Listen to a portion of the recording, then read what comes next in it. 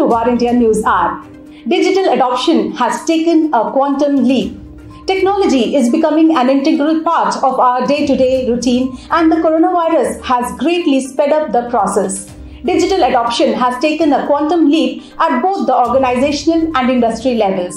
During the pandemic, consumers have moved dramatically towards online channels, and companies and industries have responded in turn. The rapid shift towards interacting with customers through digital channels and transforming from traditional to digital infrastructure can pose significant challenges. The tools and technology are making collaboration and remote work easier, with a specific concentration on software as a service and augmented reality.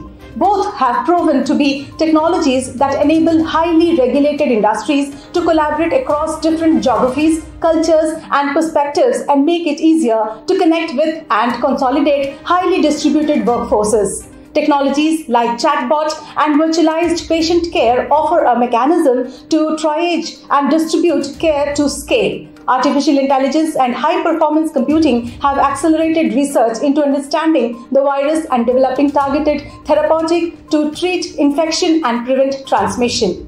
New mobile contact tracing protocols that preserve patient privacy and civil liberties were developed in response to public concerns, creating new opportunities for privacy-sensitive technologies that aid efforts to prevent and control outbreaks. Probably, Indian think tanks must be feeling that India should have gone the China way long ago and built their own search, social and conversational engines, much for their own massive revenues, growth and control.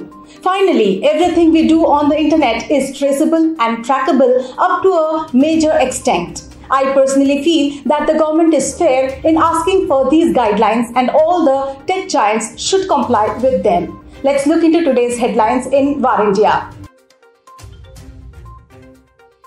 Morgan Stanley and others buy stake in Amara Raja Batteries. Founded in 1985, Amara Raja Batteries manufactures lead-acid batteries for industries and automobiles under Amaron and PowerZone brands. Wisconsin-based car battery maker Clarios has sold a 10% stake in Amara Raja Batteries for about Rs 1,200 crores, that is $165 million, through an open market deal. Clarios held 24% stake or 41 million shares in Amara Raja Batteries as of March 31st. The latest 10% stake sold represents 17.1 million shares. Following the deal, shares of Amara Raja Batteries fell as much as 6.3% on Tuesday, hitting their lowest since October last year. Paytm targets $3 billion initial public offering. COVID-19 pandemic has fueled demand for digital payment platforms in India. This allows Paytm to raise about Rs 21,800 crores, that is $3 billion, in an initial public offering late this year. The company plans to list in India around November and is targeting a valuation of around $25 billion to $30 billion, a report said. Paytm is backed by Japan's SoftBank Group, Warren Buffett's Berkshire Hathaway Inc. and China's Ant Financial. Amazon, Microsoft, Google pursue $1 billion cloud deal with Boeing. Amazon, Microsoft and Alphabet's Google are all involved in a bidding process to provide cloud services to plane maker Boeing. The multi-year deal is expected to be worth at least $1 billion over several years. However, Amazon, Microsoft and Boeing did not immediately respond to Reuters' requests for comments. Dish TV likely to go for rights issue of Rs 1,000 crores. Direct-to-home player Dish TV is considering a Rs 1,000 crore rights issue. A board meeting on this is expected to be called soon, disclosed merchant banking sources. The promoters in the DTH company who have pledged their shares to pay off group debt have looked at various methods, including talks with Airtel to sell the company. Dish TV India reported a consolidated net profit of Rs 86.41 crores for the third quarter ended in December 2020.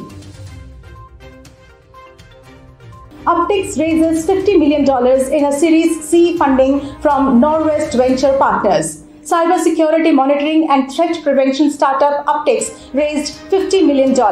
Launched in 2016, Uptycs platform enables endpoint and cloud security orchestration from a single dashboard. The solution uses a telemetry-powered approach to address multiple use cases, including extended detection and response, cloud workload protection, and cloud security posture management. The company intends to use the funds to accelerate growth and innovation of cloud-native security analytics platform.